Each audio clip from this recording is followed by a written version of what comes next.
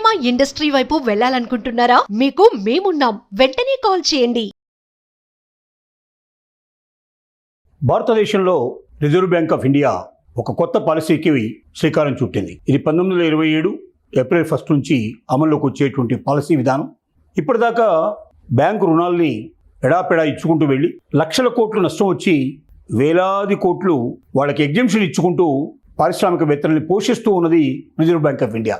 దీని ఫలితంగా సామాన్యుల దగ్గర నుంచి వసూలు చేసినటువంటి కోటాను కోట్ల రూపాయలు ఈ పారిశ్రామికవేత్తలకి చెల్లించాల్సిన అవసరం లేదని చెప్పి వాళ్ళు తీసుకున్న రుణాలన్నీ ఎగబేతకు పాల్పడేందుకు శ్రీకారం చుట్టే పరిస్థితి ఏర్పడింది. ఈ విధానం నుంచి ప్రతి బ్యాంకు లాభదాయకంగా ఉండాలి, ప్రతి లోన్ని ముందుగానే ఎక్స్పెక్ట్ చేయాలి. ఆ లోన్ ఏమైనా నష్టాల బారిన పడే అవకాశం ఉందా, అలా నష్టాల బారిన పడితే దాన్ని తిరిగి లాభాల బాటలో పడడానికి ఏం చేయాలి అనేటువంటి విధానం కూడా బ్యాంకు లోన్ ఇచ్చేటప్పుడే బ్యాంకింగ్ సిస్టంలో టోటల్గా దాని గురించి అవగాహన ఉండాలి. అంటే ఎట్టి పరిస్థితుల్లో ఆ లోను తిరిగి చెల్లించబడే విధంగా ఉండాలి తప్ప పూర్తిగా నష్టపరిచేటువంటి విధంగా ఉండకూడదు.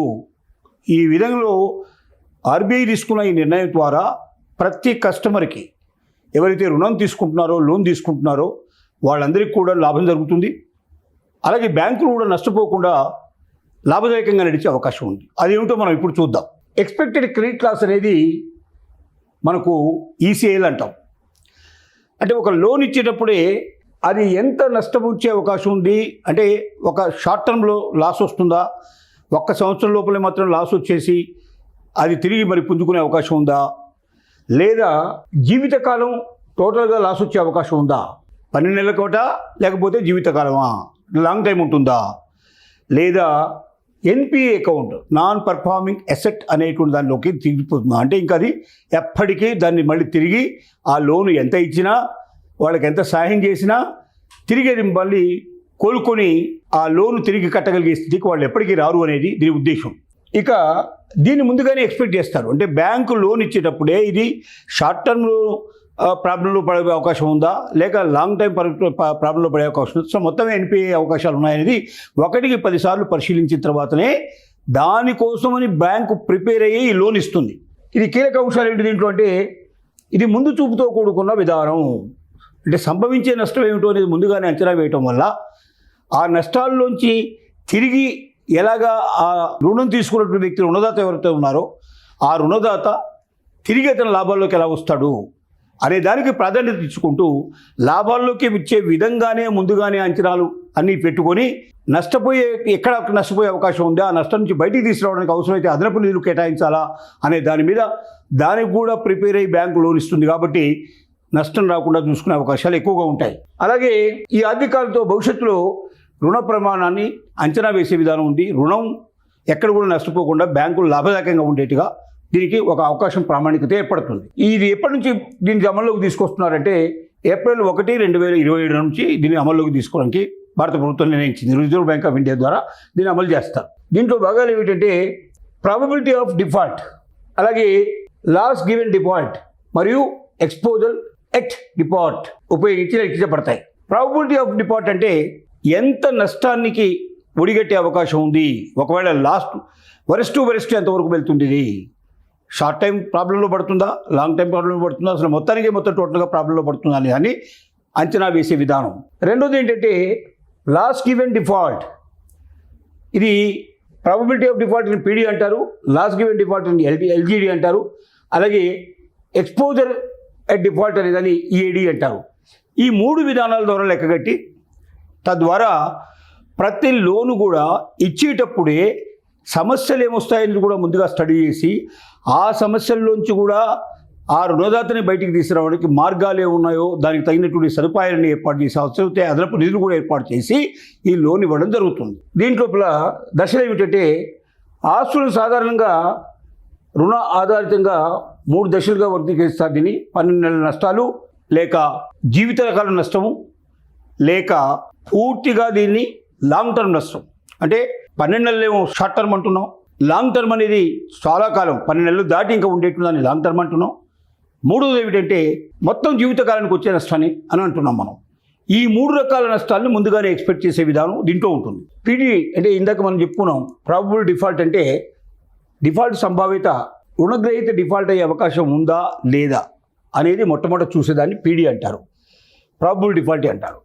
ఎల్జిడి లాస్ గివెన్ డిఫాల్ట్ అంటే డిఫాల్ట్ సంభవిస్తే అంచనా వేయబడే నష్టం. మొట్టమొదటి దశలో నష్టం వస్తుందా లేదా అని చెప్పడని పీడీ అంటారు.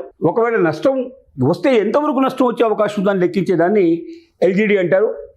ఈఏడి అంటే ఎక్స్పోజర్ అట్ డిఫాల్ట్. డిఫాల్ట్ సమయంలో మొత్తం ఎక్స్పోజర్ అంటే డిఫాల్ట్ అనేది ఒకవేళ జరిగినట్టయితే టోటల్గా ఏ రకంగా మొత్తం టోటల్గా టేక్ ఓవర్ బ్యాంకే లోన్ దాన్ని వెనక్కి తీసుకోవాలా, లేకపోతే రుణదాత ఎవరైతే ఉన్నారో ఆయనకి ఈ అవకాశం కల్పించాలా, ఎలా దాన్ని తిరిగి గాడిలో పెట్టాలి అనే దాన్ని పూర్తిగా ఎక్స్పెక్ట్ చేసే విధానాన్ని 3 పద్ధతులు దీంట్లో ఉన్నాయి.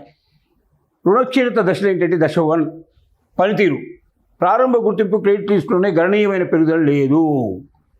ఫస్ట్ ఇయర్లోనే ఏం చేస్తారు, దాన్ని కనిపెడతారు. ఎట్లా నడుస్తున్నది, ఎలా ముందుకెడుతుంది. ముందుగా ఏం చేస్తారంటే ప్రతి రుణదాత కూడా ఒక ప్రాజెక్ట్ రిపోర్ట్ సబ్మిట్ చేస్తాడు. ఆ ప్రాజెక్ట్ రిపోర్ట్లో నేను ఇంత లోన్ కావాలి, నాకు ఈ లోన్ నేను ఇట్లా ఉపయోగిస్తాను, దీనికోసం మిషనరీ కోసం ఎంత ఉపయోగిస్తాను, అలాగే దీంట్లో ముడిసరి కోసం ఎంత ఉపయోగిస్తాను, సాలరీస్ కింద ఉపయోగిస్తాను అని మొత్తం డీటెయిల్స్ అన్నీ ఇస్తాడు. దీని ప్రకారమే అతను ఇచ్చుకుంటూ వచ్చాడా, ఒక్క సంవత్సరంలోనే అతని విధానం ఎలా ఉంది, ఒకవేళ ఇది ఎక్కడైనా లాస్కు దారితీస్తుందా అనే విషయాన్ని మొదటి సంవత్సరంలోనే పసిగట్టేటువంటి పద్ధతి దీంట్లో ఉంటుంది. Number 1 first.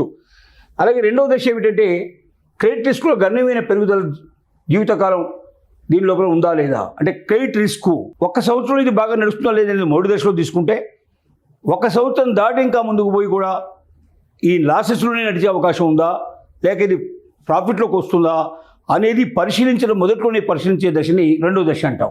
ఇక మూడో దశ ఏంటంటే నిరర్థక రుణాలు. అంటే క్రెడిట్ జీవితకాలం ఇంకా అది ఎట్టి పరిస్థితుల్లో దాన్ని మనం తిరిగి మంచి పొజిషన్లోకి తీసుకురాలేము, ఇది NPA account, non performing account కింద మారిపోయింది, ఇంకా దీని ఆస్తులు ఏమైనా ఉంటే ఆ ఆస్తుల్ని మాత్రమే మనం లెక్కగట్టి తీసుకోవాలి తప్ప ఈ కంపెనీని ఇక ముందుకు తీసుకెళ్ళలేమనేటువంటి విధానాన్ని ముందుగానే అంచనా వేసే విధానాన్ని దీని లోపల 3 దశలు తీసుకొచ్చారు. ఈ 3 దశల వల్ల ఏమిటి లాభం అంటే ప్రతి రుణం కోటాను కోట్ల రూపాయలు, లక్షల కోట్ల రూపాయలు ప్రతి సంవత్సరం రిజర్వ్ బ్యాంక్ ఆఫ్ ఇండియా పరిగణలోకి తీసుకొని అనేక మందికి మేము కట్టలేము, తిరిగి మాకు అనుకున్నవన్నీ మేము ఎక్స్పెక్ట్ చేసినవి జరగలేదు కాబట్టి 10,000 కోట్లు మాఫీ చేయండి, 25,000 కోట్లు మాఫీ చేయండి, 1,00,000 కోట్లు మాఫీ చేయండి పెద్ద పెద్ద ఇండస్ట్రియలిస్టు పెట్టుకునేటువంటి అర్జీలకి ప్రభుత్వం లొంగిపోయి అట్లా లక్షల కోట్లు వాళ్ళని పూర్తిగా విముక్తులు చేస్తోంది. దీనివల్ల బ్యాంకులు విపరీతంగా నష్టపోతున్నాయి.